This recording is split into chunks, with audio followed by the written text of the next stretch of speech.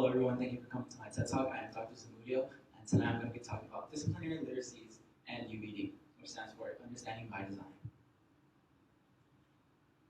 For tonight, the objectives are understand what disciplinary literacy is, and how, why, and when it should be taught in the classroom.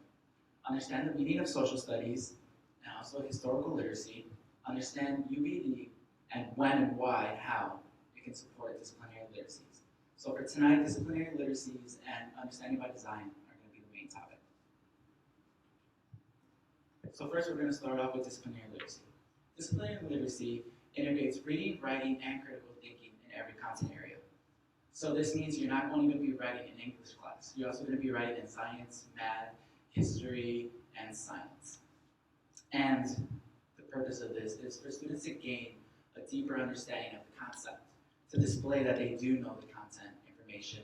So by reading, writing, and doing critical thinking, they're going to be able to demonstrate not only that they know the content, but that they can apply it somewhere else as well. So let's say in social studies, for example, instead of just reading an article and writing a summary on it, what happened, like what are the facts of this article, and using disciplinary literacy, a teacher can ask the students to create their own article. Or to create their own newspaper article of a certain time period. And this would demonstrate through writing that the students know the historical facts of what occurred, and they're also going to be being able to interpret in their own words the history behind it. And so by also using disciplinary literacies, the students are going to be able to think like an expert in every single content area. So let's say for science, they're going to be thinking as scientists, as in social studies and history, they're going to be thinking as historians, and in math, they're going to be mathematicians. And so this also goes into language, using kind of the language, which I'm going to talk a little bit more on in the next one. So like I said, what are the benefits for disciplinary literacy? The benefits are that students will really be able to grasp the content, not only the facts, but also be able to interpret it in their own way, and they're going to be able to do the content. For example, in history, they're going to be, like I said, historians. So they're going to be able to analyze articles. They're going to be able to create their own meaning from it. And in math, they're going to be mathematicians. So they're going to be using the language that a mathematician would use, for example. And then in math, students would be doing what mathematicians do. So for example, let's say in math, students, when writing an equation for multiplication, they're not just going to write, okay, this number times this number equals this. They can say, they will be learning concepts like this factor times this factor equals the product. So they're going to be using more of a academic language, and that goes into my next slide as well. They're going to be able to use the language and gain a deeper understanding of the concept through that. Because if students aren't using the academic language for a subject, they're not really good. They're going to know what they're doing, but it's going to be more procedural, meaning that they know how to do the things because of the rules, but they're not going to know the purpose of why they're doing it. And also, for example, in another field, let's say, so they're going to be reading and writing. In history, the students, instead of just writing or having a quiz on historical facts of an article that was read in class, the students can actually write a newspaper article of a certain event. And this is not only authentic, it also displays through writing that students know the concepts that were taught. So the whole purpose of disciplinary literacy is getting the students to see the next level and also understanding what the concepts are in a deeper meaning than they would just on the surface through traditional schooling. And let's go into social studies. Social studies is the relationship between individuals and society. Social studies, I don't know about for all of you, but for me, social studies wasn't my strongest subject. For me, it was just based on facts and quizzes, and I would not remember those dates. I still, to this point, sometimes forget the Columbus run, like 1492, Columbus set the ocean blue. I'm pretty sure that's right. But that was my history class. That was my social studies, knowing facts. However, using content, there's more to that. So there's civics, geography, and history. Civics is more of kind of the government, and so learning to be a well-behaved citizen and how to contribute back to the government. Geography, I'm going to talk about in my next slide, but there's a lot more to geography than you all might think. And then we're also going to go more in depth with history. So, like I said, geography, there's a lot more to it than a lot of you might think. I know for me it was before. So in geography, it's not just where you are on the map or where's a certain thing on a map.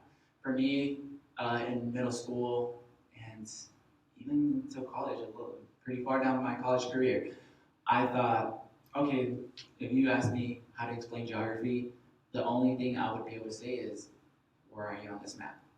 There's no map here, but if there was, where are you on this map, or where's Africa in this map? And that's it. That's all geography was, in my view. However, there's 5 different components. The first one is location. So location is where you are on the map, or relative to you, where is something located. So this could be, identifying where Africa was, or identifying where Tanzania is. So this one is the most basic one. Place is the second one, and this goes more into physical features. So more of the scenery. Because the scenery in Chicago, downtown, is going to be very different from, let's say, again, I'm going to use Africa because I love Africa. In Chicago, you're going to see a lot of skyscrapers, and you're going to see a lot of people and a lot of traffic.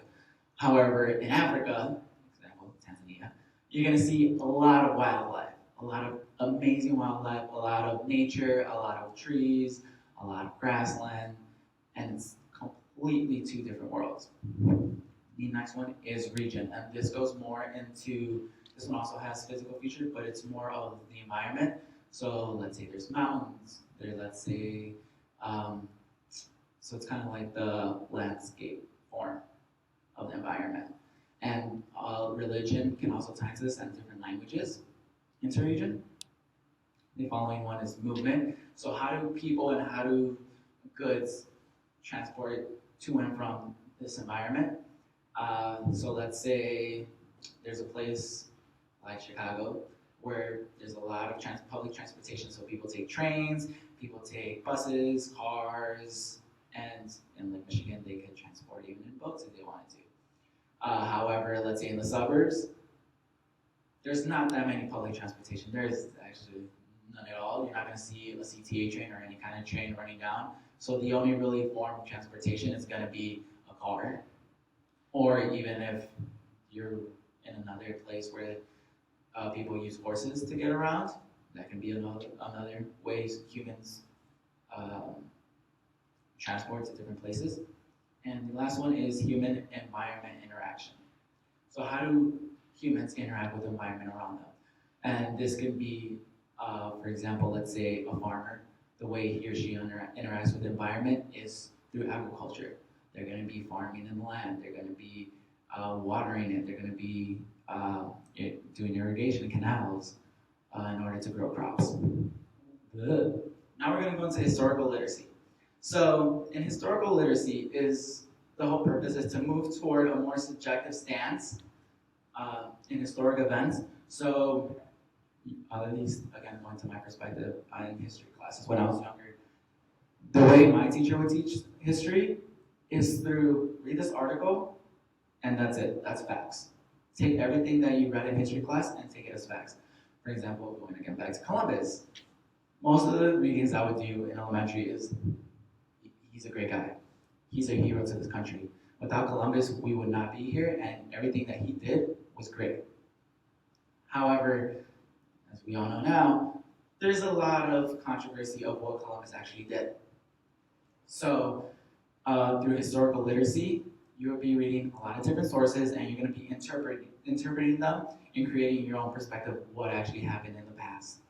And this is exactly what historians do. They don't read an article and say, this is facts. They read it, and then they read a different one, or they take bits and pieces of each one and create their own view of what occurred in the past. And this is, again, the purpose of disciplinary literacy. You want to get the students to be able to think like a historian.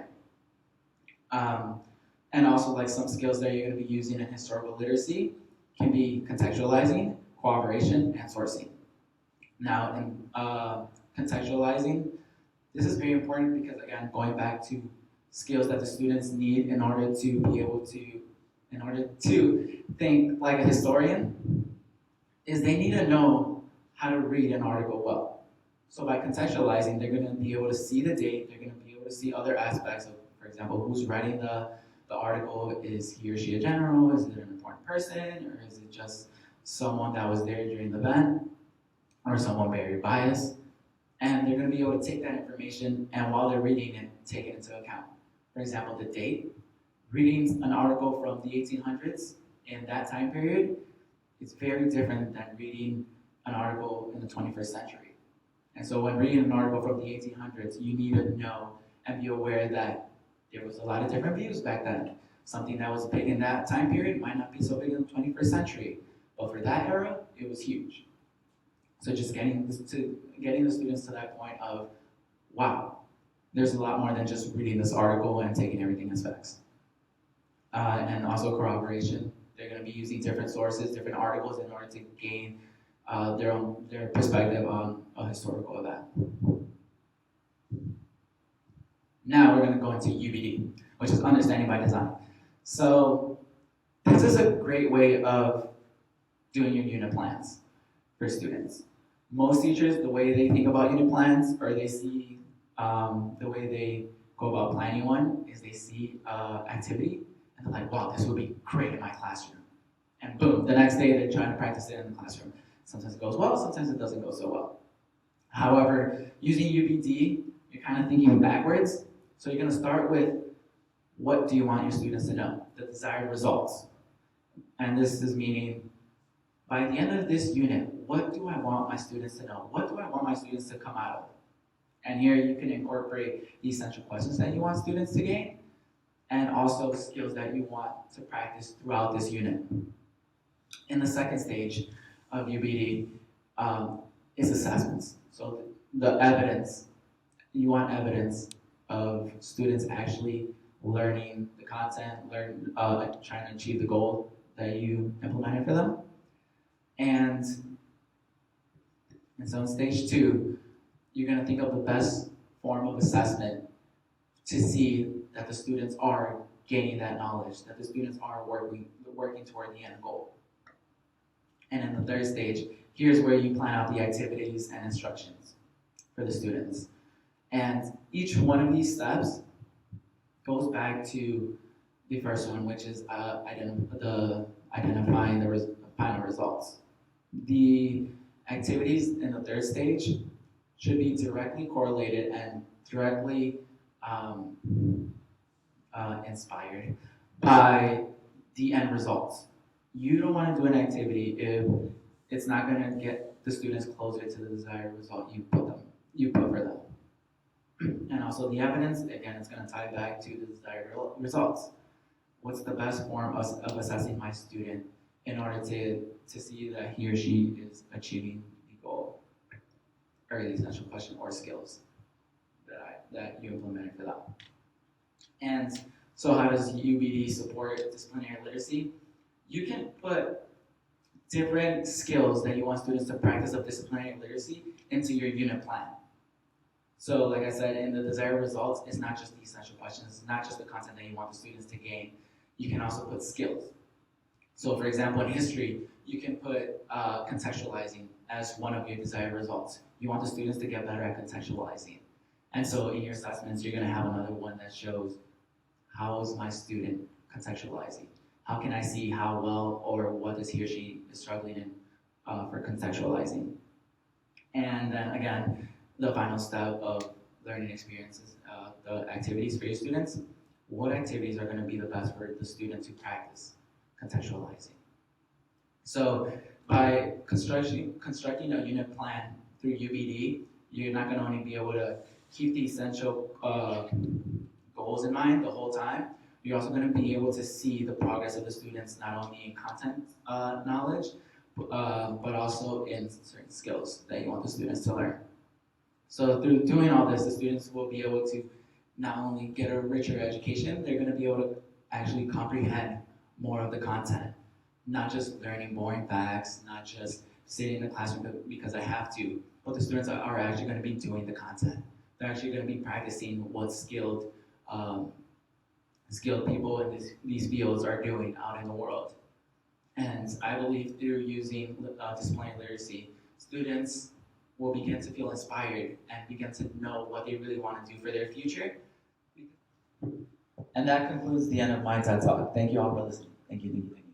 Oh, not too loud. Thank you.